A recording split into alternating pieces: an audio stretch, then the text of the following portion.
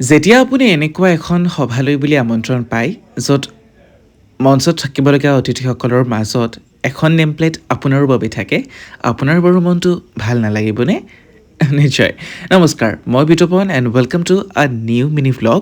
আৰু কেইদিনমান আগতে মই আমন্ত্ৰণ লাভ কৰিছিলোঁ সাহিত্য একাডেমীৰ উদ্যোগত আৰু কৃষ্ণগুৰু আধ্যাত্মিক বিশ্ববিদ্যালয়ৰ অসমীয়া বিভাগৰ উদ্যোগত আয়োজন কৰা এটি অনুষ্ঠান যুৱা সাহিত্যলৈকে বুলি, য'ত মোক এগৰাকী যুৱ সাহিত্যিক হিচাপত আমন্ত্ৰণ কৰা হৈছিলে।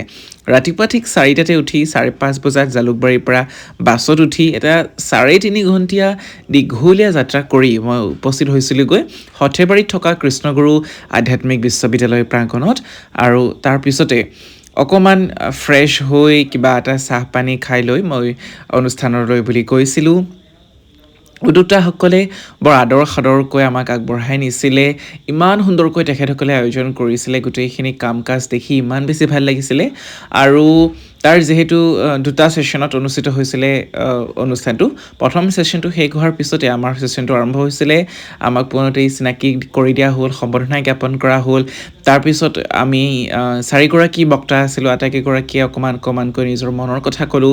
মই এটা গল্পৰ কিয়দাংশও পাঠ কৰিছিলোঁ।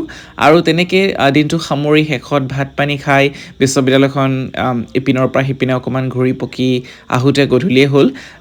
মোৰ জীৱনৰ এটা অন্যতম দিন হিচাপত এই দিনটো ৰৈ যাব। খুব বেছি ভাল লাগিল। ধন্যবাদ জনাইছোঁ অনুষ্ঠানটোৰ আয়োজন কৰি আমাক নিমন্ত্ৰণ জনাৰ বাবে। Thank U.